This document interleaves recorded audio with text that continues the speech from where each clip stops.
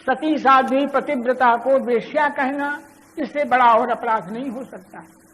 तो इसने वेश्या कह करके द्रौपदी से कहा कि अरे तू तो 5 की पत्नी है और तू सती साध्वी पतिव्रता नहीं है, अब तू जुआ में हारी गई है और दुर्योधन की दासी बन जा। ये बात कर्ण ने कही। यह कहना बहुत अनुचित था और कर्ण को यह मालूम नहीं था कि हमारे भाई की पत्नी है, हम उनके भाई हैं। यह बात भी कर्ण को अभी तक मालूम नहीं थी। और बाद में जब माता कुंती ने बता दिया कि तुम मेरे पुत्र हो और ये तुम्हारे भाई हैं 5, तब कर्ण को बड़ा दुख हुआ। कर्ण का वह जीवन भर दुख रहा आया कि हमने द्रौपदी को वेश्या कहा, तब बहुत बड़ा दुख हुआ। तो उस समय भगवान श्री कृष्ण ने कहा कि यह अपराधी है, इसने द्रौपदी को वेश्या कहा, इसका दंड इसको मिलना चाहिए, इसको मारो। इसके हाथ में हथियार नहीं है, तो जिस किसी को सजा दी जाती है उसके हाथ में हथियार नहीं दिया जाता है। फांसी दी गई, अब उसके हाथ में बंदूक दो, बोले ऐसा नहीं होता है। जिसको सजा दी जाती है उसके हाथ में हथियार नहीं दिया जाता है। इस समय इसको सजा देने का यही समय है, इसलिए तुम इसको मारो। श्री कृष्ण की आज्ञा के अधीन होने के कारण और अर्जुन ने निहत्थे कर्ण के ऊपर हथियार चलाए और उसकी मृत्यु हो गई। कर्ण जो है उसको दानवीर कर्ण कहते हैं। कर्ण की अपनी बहुत बड़ी महिमा है। सूर्य का पुत्र था और सूर्य के अंश से कुंती माता के गर्भ से उत्पन्न हुआ, जब अभी कुंती का विवाह नहीं हुआ था। महाभारत में कन्या के पुत्र को कानीन कहा जाता है। कन्या अभी ब्याह नहीं हुआ है और लड़का पैदा हो गया तो उस लड़के को कानीन कहेंगे। कानीनः व्यासः कर्णश्च। महाभारत में 2 कानीन हैं, एक तो वेदव्यास भगवान कानीन है और एक कर्ण। ये दोनों कानीन हैं, कन्या के पुत्र हैं। सूर्य भगवान की कृपा से सूर्य इनको मंत्र की सिद्धि थी। सूर्य को बुलाया तो सूर्य आ गए, बोले हम तो परीक्षा के लिए इनको आपको बुलाया, आप वापस जाओ। बोले नहीं, वापस जाने की जरूरत नहीं, मैं आ गया हूं, मैं तुमको एक पुत्र देकर जाऊंगा। तो मैं कन्या हूं और पुत्र हमको देकर जाओगे तो मेरी बदनामी। बोले नहीं, बदनामी नहीं होगी, तुम कन्या ही रही आओगी, तुम्हारा कन्या तो नष्ट नहीं होगा और पुत्र की प्राप्ति हो जाएगी। ऐसा कहकर के सूर्य भगवान ने पुत्र दिया। उस पुत्र को माता कुंती ने एक बक्स में रख करके बहा दिया नदी में, गंगा में, और उसको एक धीवर ने पकड़ा और पालन पोषण किया। इसलिए कर्ण का पिता कौन है यह ठीक निश्चय नहीं। सूत पुत्र यह कहा जाता था, केवट का लड़का कहा जाता था, अपने को जानता नहीं था।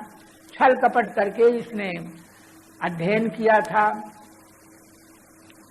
इस प्रकार से भगवान ने जो कर्ण को मारने को कहा, इसमें कोई अन्याय नहीं हुआ। श्री कृष्ण की आज्ञा हुई, इसने द्रौपदी को गाली दी, द्रौपदी की निंदा की, इसलिए मार डालने के योग्य है। भीष्म पितामह को कैसे मारा जाए, नहीं मर रहे हैं, कैसे मरेंगे?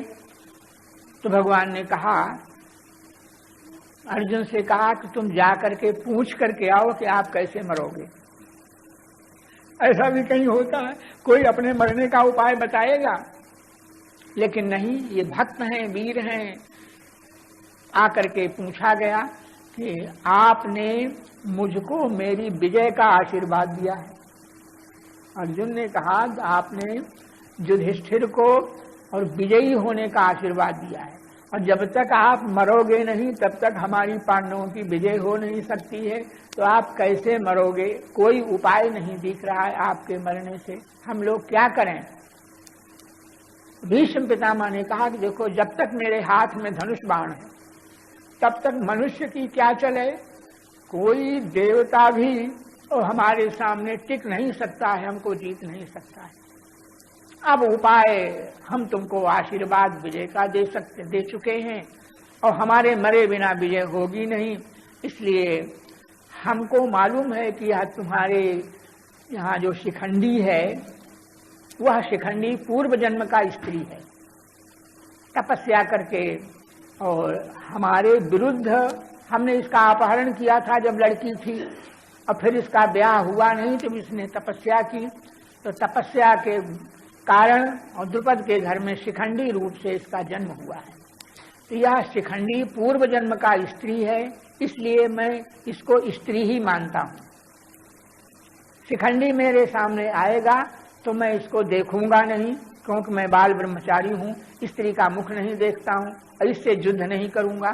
और शिखंडी महारथी है, युद्ध करने के लिए सामने आएगा तो युद्ध करेगा, तो इस तरह से मैं तो हथियार रख दूंगा और ये युद्ध कराएगा, तो इसके शिखंडी के बाणों का प्रभाव मेरे शरीर पर कुछ नहीं होगा। लेकिन शिखंडी को आगे करके और अर्जुन हमारे ऊपर बाण चलावें तो मैं गिर जाऊंगा, परास्त हो जाऊंगा।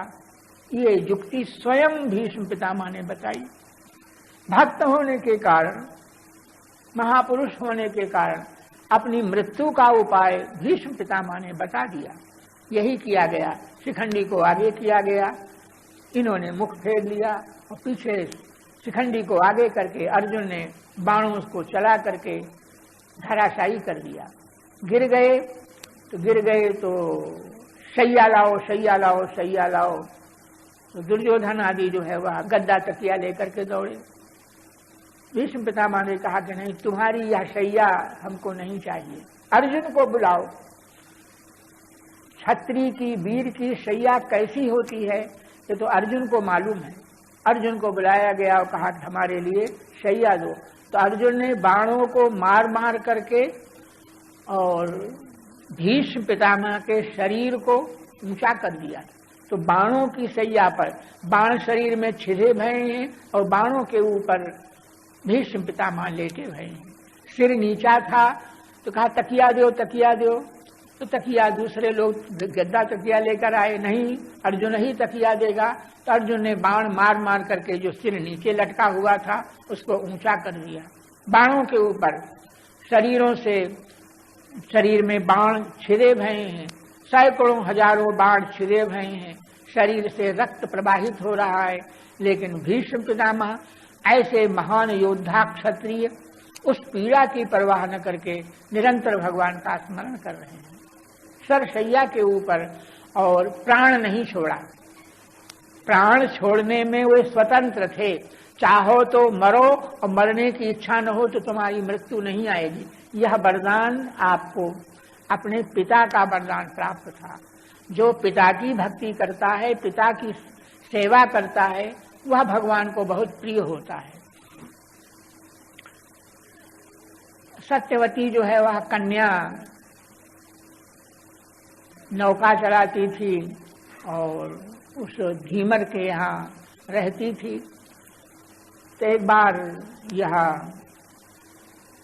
पराशर भगवान महान ऋषि नदी पार करने के लिए आए। तो उसके बाप ने, सत्यवती के पिता ने कहा, लोग सोचते थे किसी धीमर की, केवट की लड़की, लेकिन केवट की लड़की नहीं, वो तो दिव्य लड़की अप्सरा की कन्या थी, अत्यंत सुंदरी थी। और वह मछली के गर्भ से प्राप्त हुई थी। एक ऋषि का वीर्य मछली ने पी लिया था और कन्या और पुत्र दो प्राप्त हुए। तो वह बाहर जब निकाली गई तो उसको मत्स्योदरी कहा गया। और उसके शरीर में बदबू आती थी, लड़की के ऐसी बदबू आती थी जैसे मछली के शरीर की, बड़ी भारी गंध आती थी।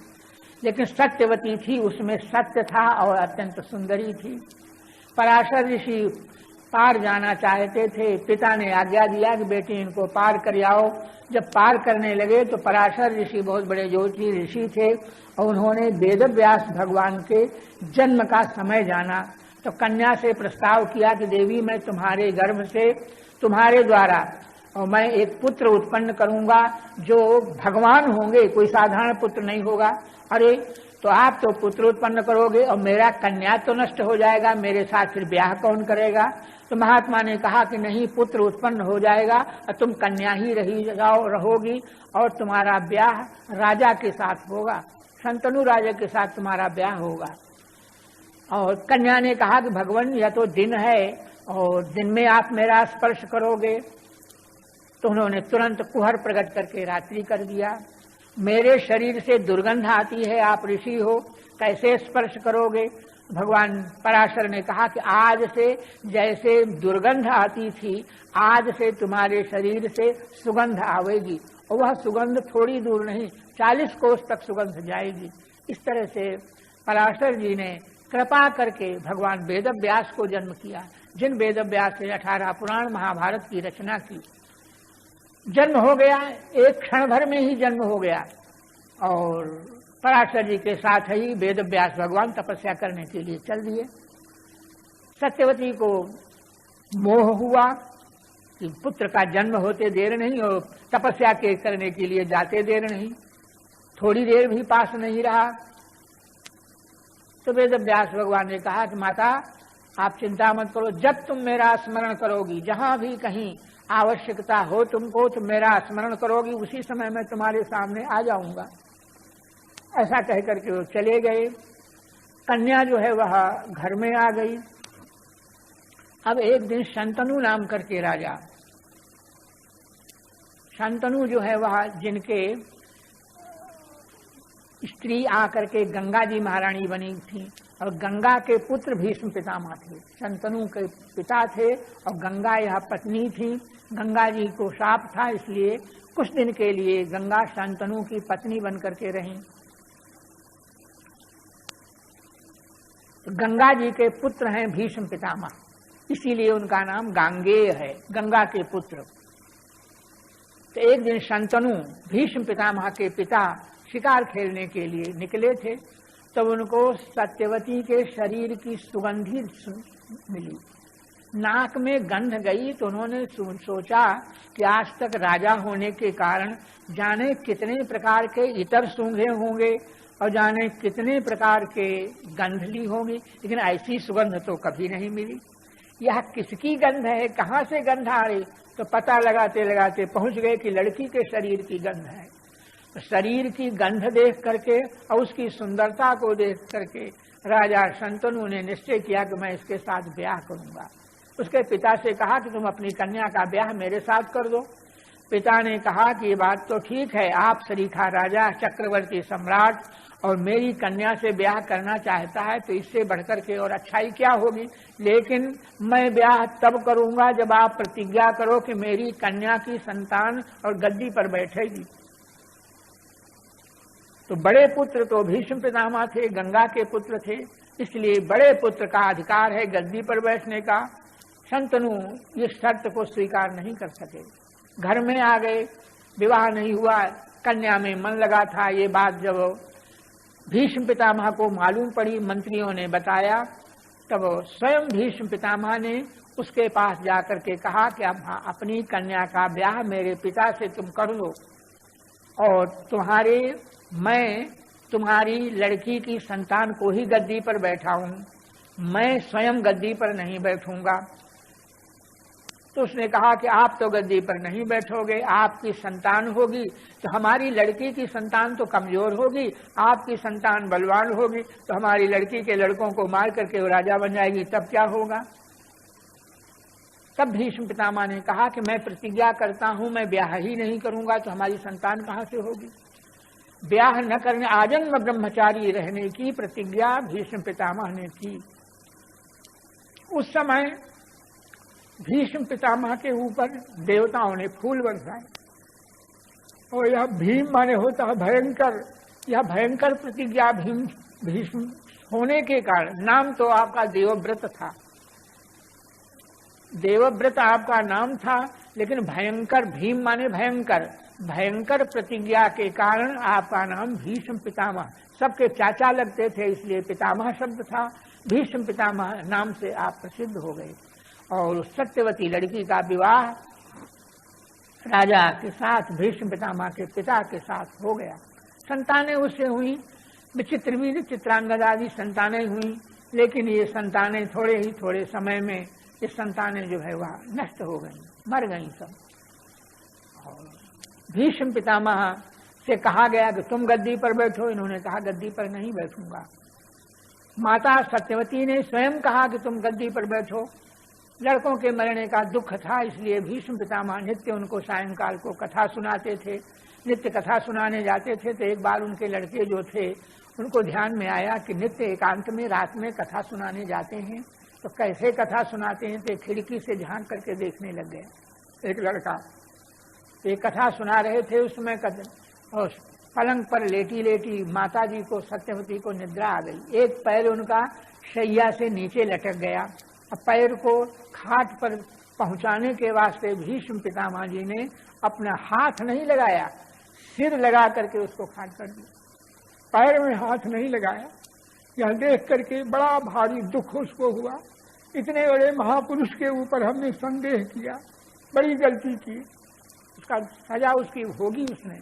इस तरह के महापुरुष श्री भीष्म पितामह ने अपनी मृत्यु का स्वयं उपाय बता दिया। पांडवों ने उनको धराशायी कर दिया शैया पर।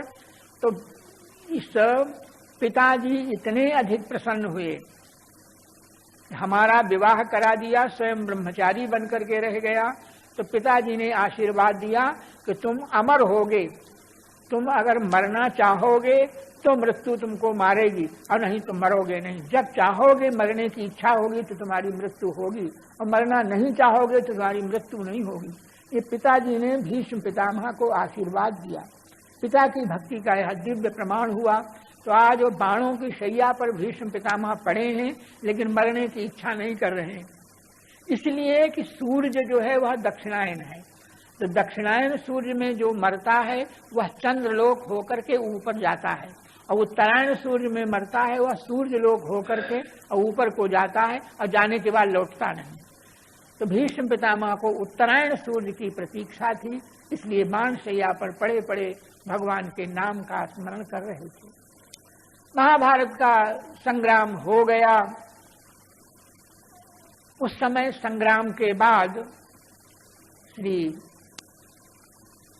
युधिष्ठिर के मन में शोक था कि हमने लड़ाई लड़ करके परिवार का नाश कर दिया, सबको भाइयों को मार डाला, और क्या होगा ये राज्य। दुख था।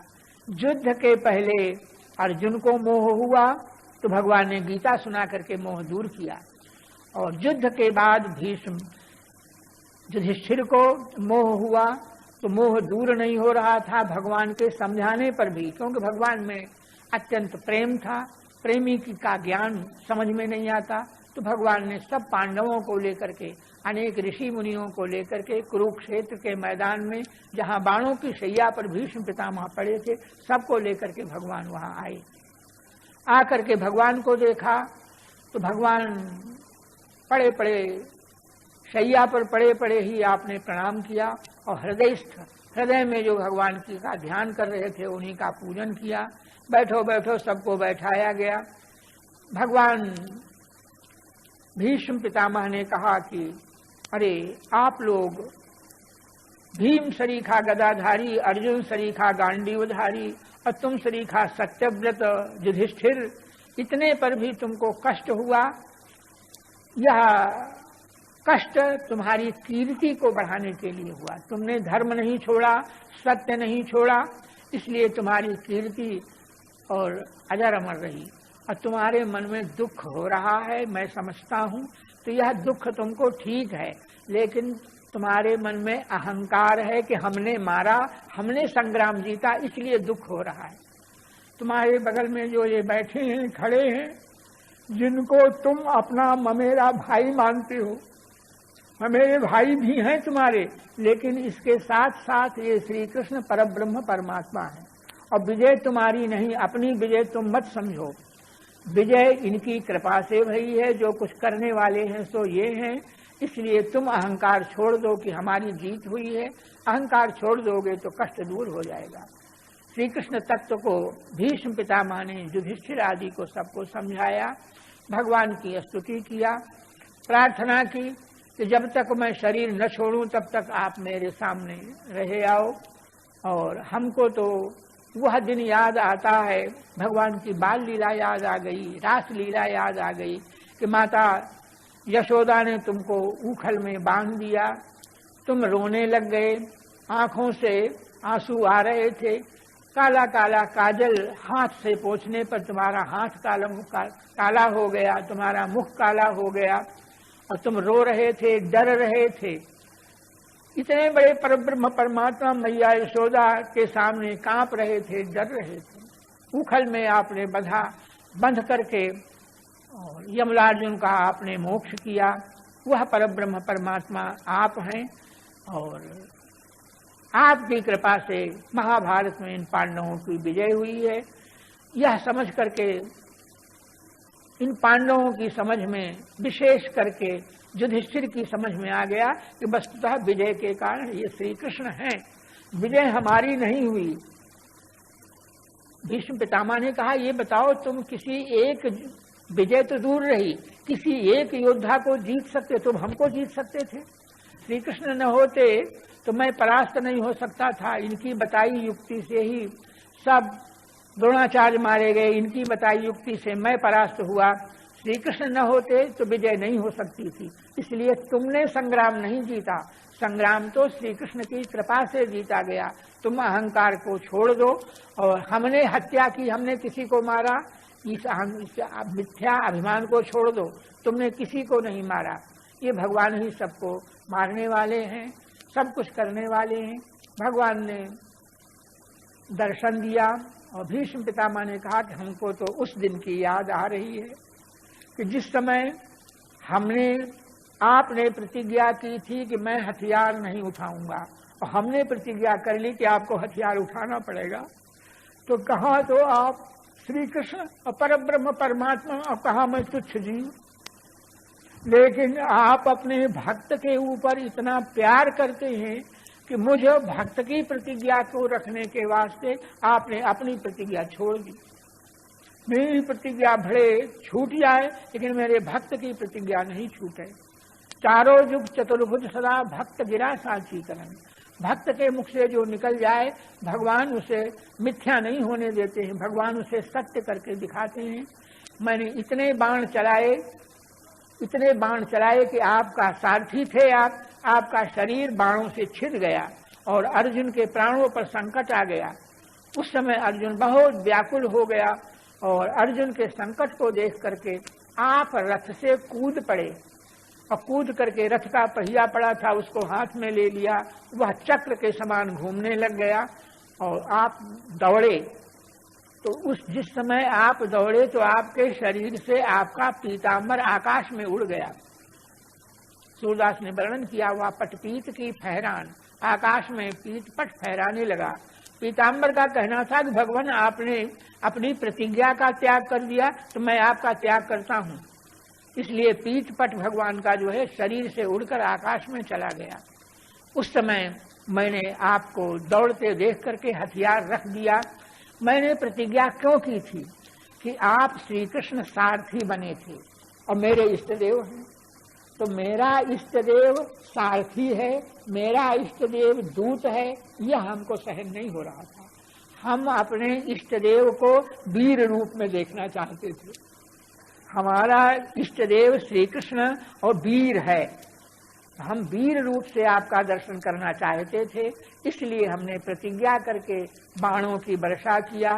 तो आप चक्र लेकर के दौड़े तो वीर रूप आपका दिखाई पड़ गया, वीर योद्धा का स्वरूप आपका दिखाई पड़ गया। तो मैं कृतकृत्य हो गया और हम तो जीव हैं और आपने हमारी बात को रखा, हथियार उठा लिया, चक्र को पहिया उठाया और चक्र घुमाने लग गए।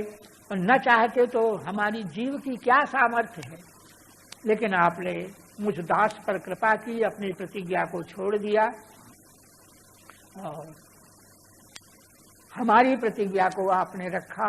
इसलिए आपके चरणों में नमस्कार है। जब तक मैं शरीर न छोड़ दूं तब तक आप मेरे सामने इसी तरह दर्शन देते रहो। भगवान श्री कृष्ण खड़े रहे, दर्शन देते रहे। भीष्म पितामह ने स्तुति किया, अपने मन को भगवान श्री कृष्ण के चरणों में लगा दिया और शरीर का त्याग कर दिया। उस समय फूलों की वर्षा होने लग गई, सब लोग शांत हो गए। भगवान श्री कृष्ण ने भीष्म पितामह की बहुत प्रशंसा की। सब लोगों को गंगा जी में आकर के जलदान किया गया। भीष्म पितामह की अंत्येष्टि क्रिया की गई। इस तरह से भक्तमाल श्री पंडित जी महाराज अनुग्रह करते थे, कहा करते थे कि भागवत भी भक्तमाल ही है। भागवत की जो चर्चा है तो उस भागवत में भक्तों का चरित्र ही नहीं, भक्तों का परत्व, भक्तमाल में भक्त का परत्व कहा गया है। भगवान की अपेक्षा श्रेष्ठ भक्त है, ये बात भक्तमाल के सिद्धांत में है। और यही बात श्री पंडित जी महाराज कहते थे कि यही बात श्रीमद् भागवत में है। श्रीमद् भागवत में एक बार नहीं, अनेक स्थानों पर भक्त की श्रेष्ठता को भगवान ने सिद्ध किया है। एक श्लोक है, वह 3 बार आता है भागवत में। 3 बार, एक बार तो जिस समय भगवान कंस को मारने के बाद अक्रूर के घर में गए तो अक्रूर ने भगवान श्री कृष्ण का पूजन किया। तो भगवान ने कहा, चाचा तुम मेरे लगते हो और हम तुम्हारे बालक हैं, तो हमारी इस तरह से पूजा नहीं करनी चाहिए, तुम तो बड़े भारी भगवान के भक्त हो। भगवान ने कहा कि नह्यम मयानि तीर्थानि न देवाश्चेतनोज्झिता ते पुनंतुर्काले न यूयम दर्शन मात्रता। पृथ्वी के ऊपर बहुत से तीर्थ हैं, जिस तीर्थ में जाओगे तो पानी भरा दिखाई पड़ेगा, मंदिरों में जाओगे तो मूर्ति के दर्शन होंगे। भगवान कहते हैं कि कंकड़ पत्थर की अथवा धातु की मूर्तियां और कुंडों में, नदियों में भरा हुआ पानी, यही तीर्थ नहीं है।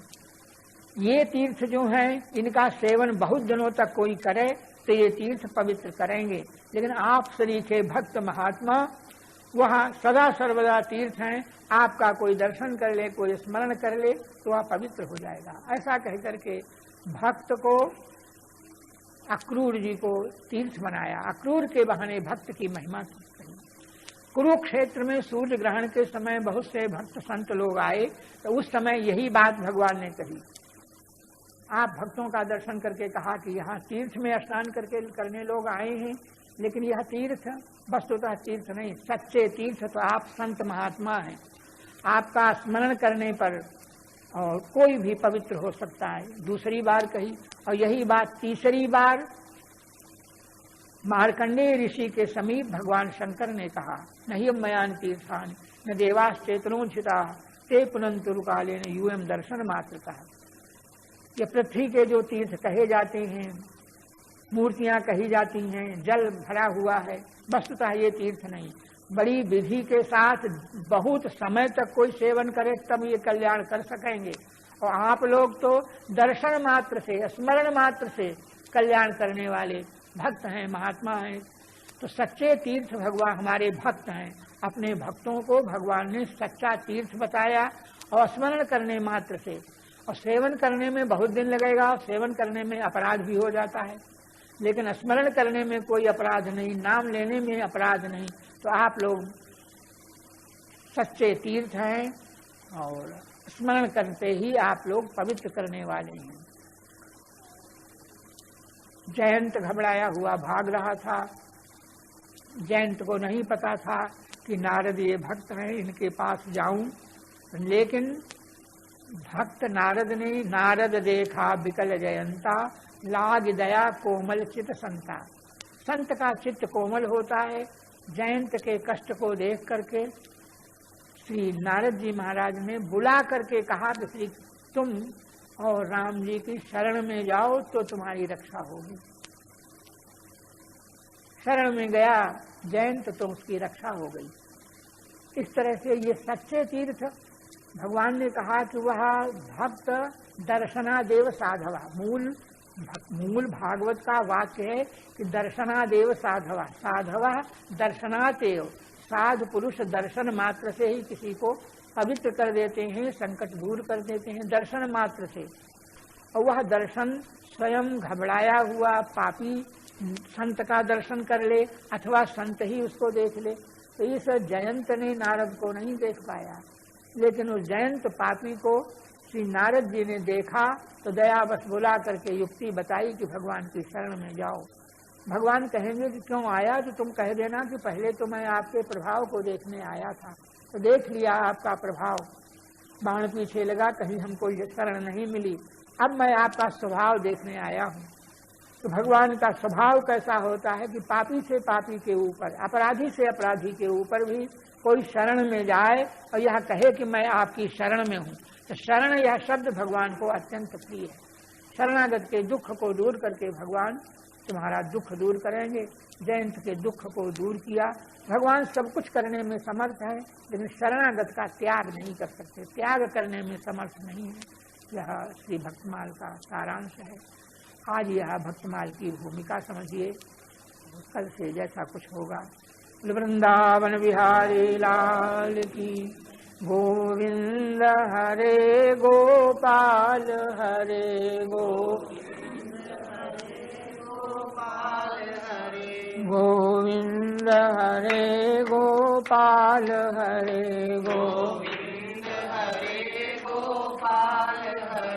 जय जय प्रभु दीन दयालु हरे जय जय प्रभु दीन दयाल हरे गोविंद हरे गोपाल हरे गोविंद हरे गोपाल हरे जय जय प्रभु दीन दयाल हरे जय जय प्रभु दीन दयाल हरे गोविंद हरे गोपाल हरे गोविंद हरे गोपाल हरे जय जय प्रभु दीन दयालु हरे जय